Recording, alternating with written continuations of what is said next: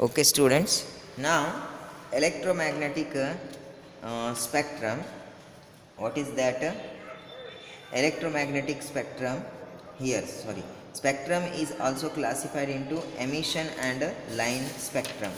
The spectrum radiation emitted by the substance that has absorbed the energy, that is called emission spectrum. Emission ಅಂದರೆ ಒಂದು ಸರ್ಫೇಸ್ಲಿಂದ ಹೊರಗಡೆ ಬರುವಂತಹ ಒಂದು race. ಆ ರೇಸ್ಗಳು ನಮ್ಗೆ ಏನು ಕೊಡ್ತವೆ? ಬ್ಯಾಂಡ್ ಕೊಡುತ್ತೆ. ಆ ಬ್ಯಾಂಡ್ನಲ್ಲಿ ಏನಿರ್ತೈತಿ? ಎಲ್ಲ ಸ್ಪೆಕ್ಟ್ರಮ್ಗಳು ಇರ್ತೈತಿ, ಅಂದರೆ ಕಲರ್ಡ್ ಸಿರೀಸ್ ನಮಗೆ ಇರುತ್ತೆ. ಸೊ ಅದಕ್ಕೆ ನಾವೇನಂತ ಹೇಳ್ತೇವೆ? ಸ್ಪೆಕ್ಟ್ರಮ್ ಅಂತ ಹೇಳ್ತೇವೆ. ಇದು ಹೊರಗಡೆ ಬಂದಿರುವುದಕ್ಕೆ ನಾವು ಇದಕ್ಕೆ ಏನಂತ ಹೇಳ್ತೇವೆ? ಎಮಿಷನ್ ಅಂತ ಹೇಳ್ತೇವೆ. ಅದನ್ನೇ ಇದು ಹೊರಗಡೆ ಬಂದಿರುವಂಥದ್ದು, ಇಲ್ಲಿ ನೋಡಿ ಬಂದಿರುವಂಥದ್ದು, ಅದನ್ನು ಕೊಡುತ್ತೆ ಬ್ಯಾಂಡ್. ಬಟ್ ಒಂದು ಕಡೆ ಹೆಚ್ಚಿಗೆ ಬರುತ್ತೆ, ಒಂದು ಕಡೆ ಬರುತ್ತೆ. ಸೊ ಇದು ಲೈನ್ ಆಗಿ ಬರ್ತಾ ಇದೆ. ಇದಕ್ಕೆ ನಾವು ಲೈನ್ ಸ್ಪೆಕ್ಟ್ರಮ್ ಅಂತ ನಾವು ಹೇಳ್ತೇವೆ, ರೈಟ್? ಸೊ ಮೇನಾಗಿ ಇಲ್ಲಿ ಸ್ಪೆಕ್ಟ್ರಮನ್ನು ನಾವು ಎರಡು ಥರ ನೋಡಿದ್ವಿ. ಒಂದು ಕಂಟಿನ್ಯೂವಸ್, ಇನ್ನೊಂದು ಲೈನ್. ನೆನಪಿನಲ್ಲಿ ಇಟ್ಕೊಳ್ಳಿ, ಸ್ಪೆಕ್ಟ್ರಮ್ ಲೈನ್ ಆ್ಯಂಡ್ ಕಂಟಿನ್ಯೂವಸ್ ಅಂತ. Okay, line and continuous. ಇನ್ನೊಂದು ಥರನೂ ನಾವು ಮಾಡ್ಬೋದು. ಅದು ಹೇಗೆ? ಒಂದು ಎಮಿಷನ್ ಸ್ಪೆಕ್ಟ್ರಮ್, ಇನ್ನೊಂದು ಅಬ್ಸಾರ್ಪ್ಷನ್ ಸ್ಪೆಕ್ಟ್ರಮ್ ಅಂತ. ಇಲ್ಲಿ ಅಬ್ಸಾರ್ಪ್ಷನ್ ಅಂತ ಆಗಬೇಕು, ಈ ಲೈನ್ ಅಂತ ಆಗಿದೆ, ಅಬ್ಸಾರ್ಪ್ಷನ್ ಮಾಡ್ಕೊಳ್ಳಿ.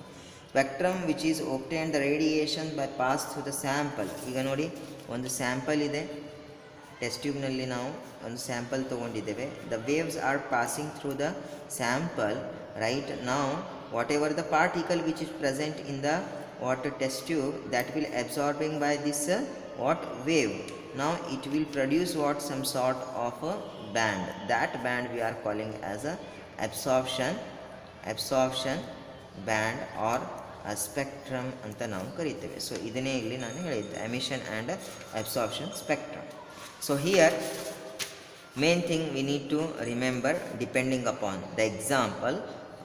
ಈಗ ನಿಮಗೆ ಕ್ವಶನ್ ಬರ್ಬೋದು, ಇವೆಲ್ಲ ಎಲ್ಲಿಂದ ನೋಡ್ತೇವೆ? How can we determine all these things? One branch is there in a chemistry, that is spectroscopy ಅಂತ ಬರುತ್ತೆ. ಆ ಸ್ಪೆಕ್ಟ್ರೋಸ್ಕೋಪಿಲಿಂತಲೇ ನಾವು ಇವೆಲ್ಲವನ್ನು ನಾವು ಅರ್ಥ ಮಾಡ್ಕೊತೇವೆ. Okay, but here you have only what theoretical definitions and all. There is no practical in the first PUC regarding this. In higher level you will come to see.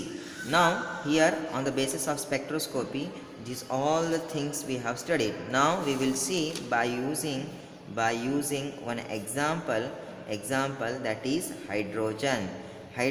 ಒಂದು ಎಕ್ಸಾಂಪಲ್ ತೊಗೊಂಡು ಎಷ್ಟು ಸ್ಪೆಕ್ಟ್ರಮ್ ಬರ್ತವೆ, ಎಷ್ಟು spectral ರೀಜನ್ಸ್ಗಳು ಬರ್ತವೆ, ಅದು ಇಲ್ಲಿ ನೋಡೋಣ. Spectral lines for the atomic hydrogen ಸಲುವಾಗಿ ಇದೆ ಇದು.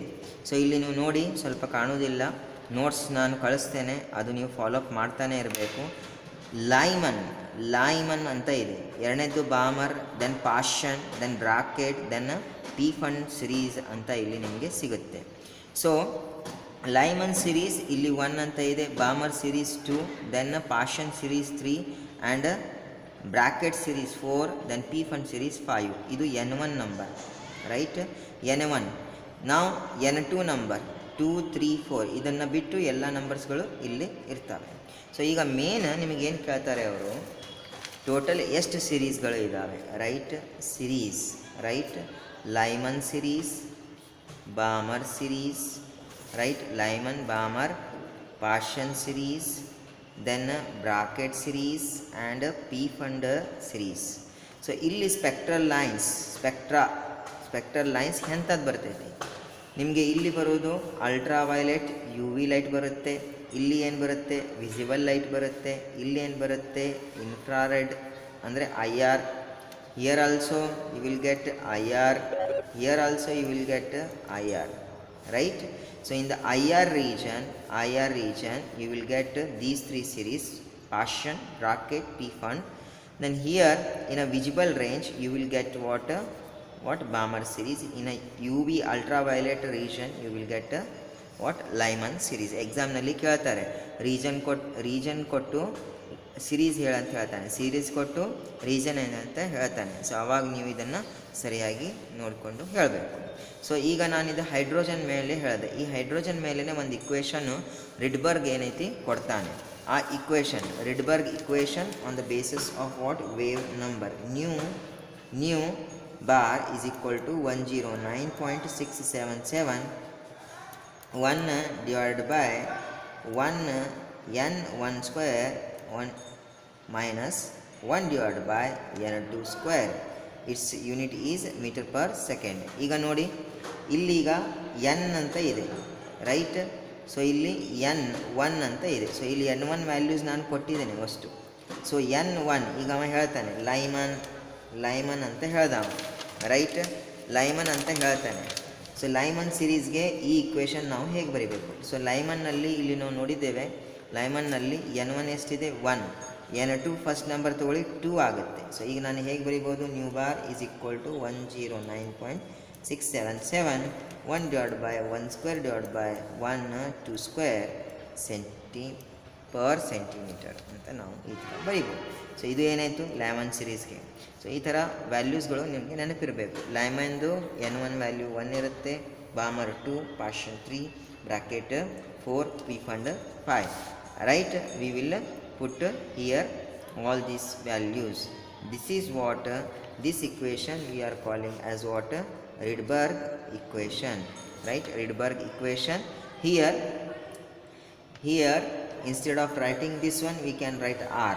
R means what? This value 109.677 109.677 is the what value. The remaining thing Bohr's atom model. Once again I want to recall the Bohr's atom model we have learnt in the first video, because that is the basic part. That's why I have mentioned in the before videos, part 1, part 2 videos. You have to go through the notes with the limitations, right? Limitations you will come to know what this Bohr's atom model. Thank you.